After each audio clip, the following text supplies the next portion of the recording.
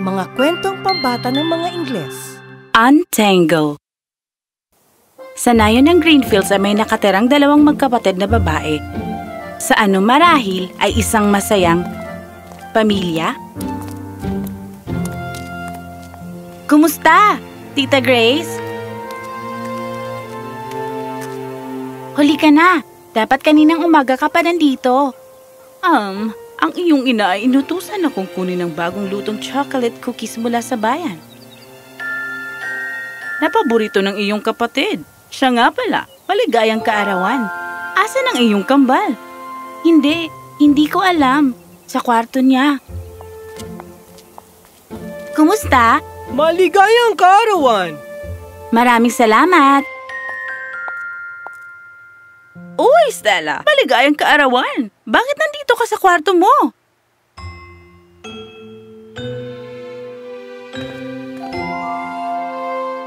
Kailangan kong tapusin ang proyektong ito at hayaan ang lahat na makilala ang napakagandang si Bella. Kayo'y kambal! Magkamukhang kambal! At sa kabila ng lahat, siya pa rin ang mas maganda. Siguro may kinalaman yon sa pagsusuot ng bagong damit at pagsusuklay ng buhok ng maayos. Uy! Kaarawan niya ngayon! Kaya sana'y lumaki ka na. Ngayon, lumabas ka na, mahal. Ika'y hinahanap na ng lahat. At salamat sa pagpunta mo para kunin ng mga cookies. Sana ay lumabas ka na. Uy, Ang ganda naman dito. Ang ganda ng party. Ang ganda ng cake. Sino ba siya? Ang ganda ng palda niya. Ang gwapo nun. Ay, sana mag-enjoy tayo dito. Mga binibini at ginoo, ang engranding birthday cake.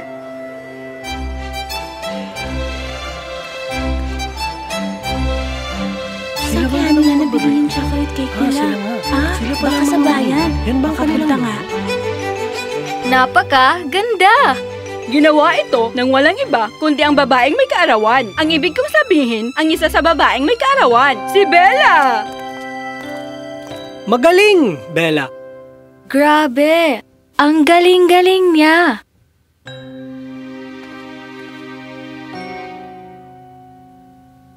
Halos nakakapanghinayang hiwain ng cake na to.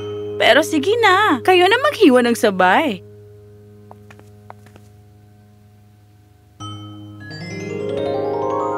Maligayang bati, maligayang bati.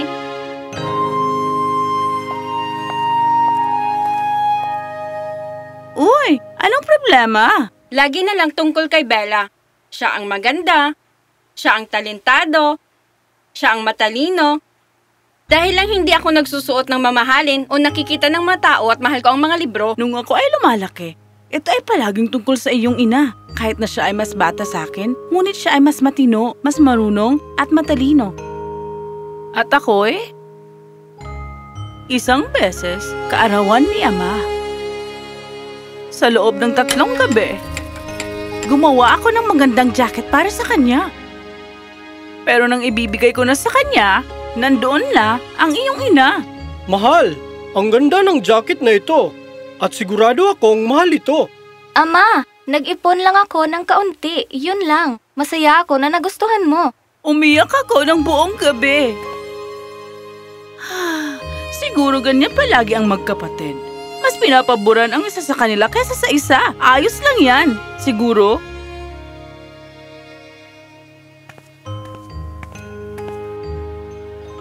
Hoy, hindi mo sinabi sa akin kung nagustuhan mo ang cake kahapon. Para namang hindi pa sapat ang lahat ng papuri na natanggap mo kahapon. Yun ay masarap. Buong araw kong pinagpaguran yon at hindi ako nag-aral para sa pagsusulit natin bukas. Sa palagay mong matutulungan mo ako dyan, pwede? May mga bagay kasi na hindi ko masyadong maintindihan. Pakiusap. Sige na, sige na, sige na. Sige. 2 oras lang. Tapos, kailangan ko nang gawin ang aking proyekto. Salamat. Kailangan pa ng mas maraming oras si Bella para sa tulong. Pero, pareho silang kumuha ng pagsusulit. At lumabas ang mga resulta. Hindi ko inaasahan na makakakuha ko ng A. Minamaliit mo ang iyong sarili. Hindi, minamaliit ko ang galing ni Stella. Alam mo bang ilang oras ko siyang kasama sa pagtuturo nito sa akin? Siya ay kamangha-mangha. Pasensya na, pero hindi ba siya medyo matigas? Hindi naman. Mahilig lang talaga siya sa pagbabasa at pag-aaral, yun lang. Pero sinasabi ko sa inyo, hindi ko magagawa ito kung hindi sa tulong niya. Sa totoo lang, halos palagi siyang bastos sa'yo, pero palagi kang naninindigan para sa kanya. Lagi mong pinupuri. Kailangan kong ipakita ang mga resulta sa kanya. Siguradong magiging masaya siya.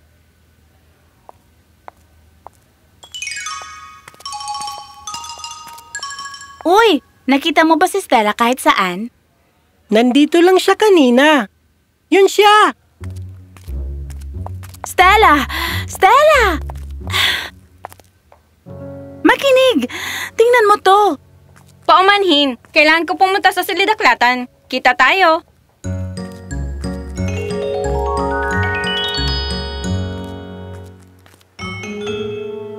Ina, tingnan mo kung anong ginawa ni Stella. Lumalabas ang reklamo. Ano? Binigyan niya ako ng A sa math. Hindi ko talaga to naiintindihan hanggang tinuruan niya ako.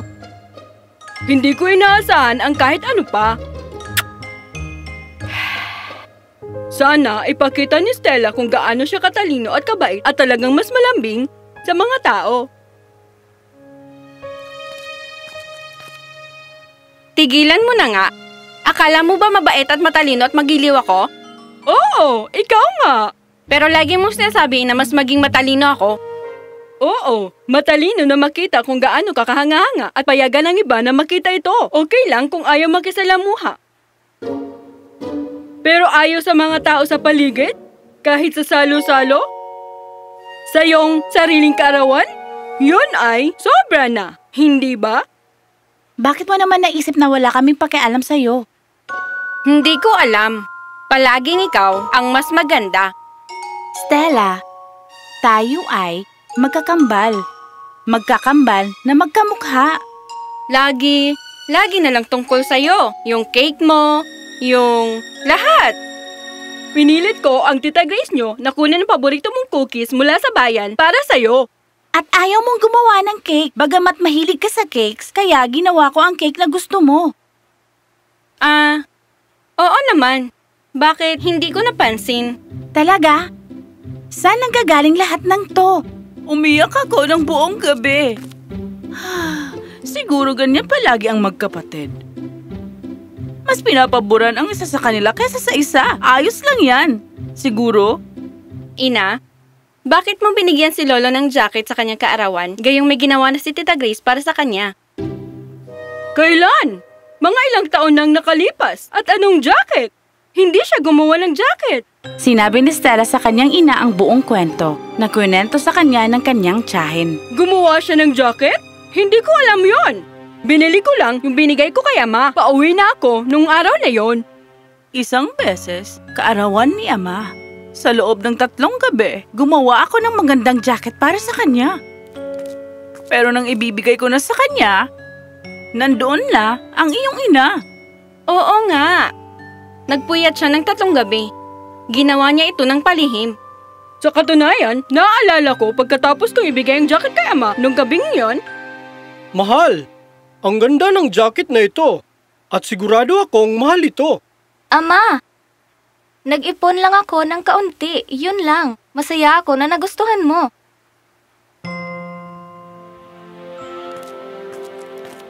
Alam mo, ang galing ng kapatid mong manahi. Sana magtahi siya ng isa para sa akin. Pwede ko siyang tanungin. Huwag mo na siyang guluhin. Alam kong gagawin niya ito. Kailangan ito malaman ni Tita Grace. Alam ko kung paano. Tutulungan mo ba ako, Stella? Oo naman. Wala akong kamalay-malay. Pwede mo bang gawin ang hiling namin? Pakiusap. Hindi ko alam kung anong sasabihin. Maniwala ka. Alam ko kung ano ang kailangan mong sabihin. Tutulong ako. Tita Grace, ang pay na to. Sobrang sarap! Hindi ko na alam kung kailan ako huling kumain ng ganito karami. Oh, salamat!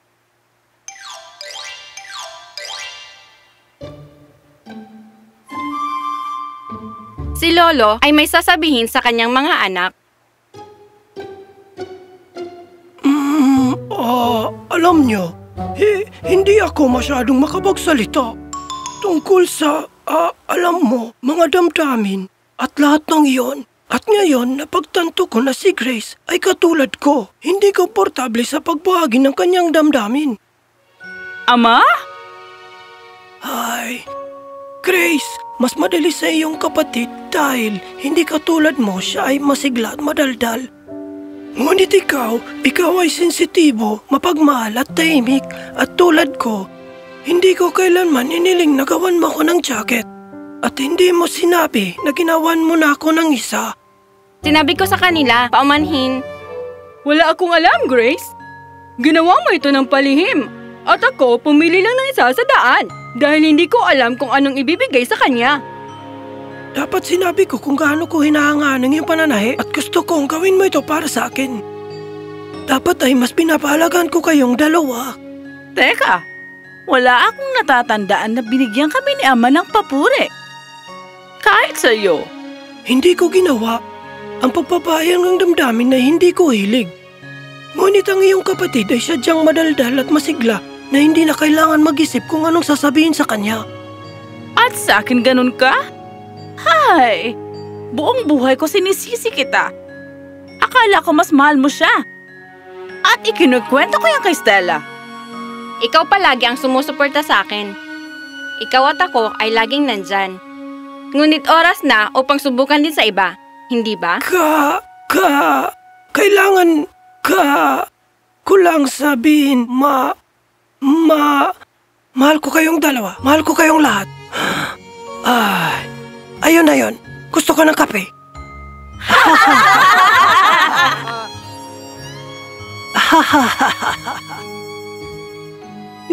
Nagawa natin! Oo nga, ang galing natin! Makinig ka. Napuno ako ng aking sarili. Hindi ko napansin kung gaano kakahanga-hanga. Ikaw at ako ay maaring kambal, ngunit tayo ay magkaiba. At mahal kita kung ano ka. Pero mas maganda kung hindi ka masyadong masungit. At mas maganda kung hindi ka masyadong madaldal. Paano ka nakakapagsalita ng ganyan? Pero ibig sabihin, di ko na kailangan magsalita. Parang yan ang pinakamabuting gawin kailanman. Sa pamamagitan ng pagtanggal ng mga buhol ng kanilang hindi pagkakaunawaan, pinatibay ng magkapatid ang kanilang buklo na nagpapakita ng pagmamahal, pag-uunawa ay makapagpapagaling sa kahit pinakamalalim na sugat.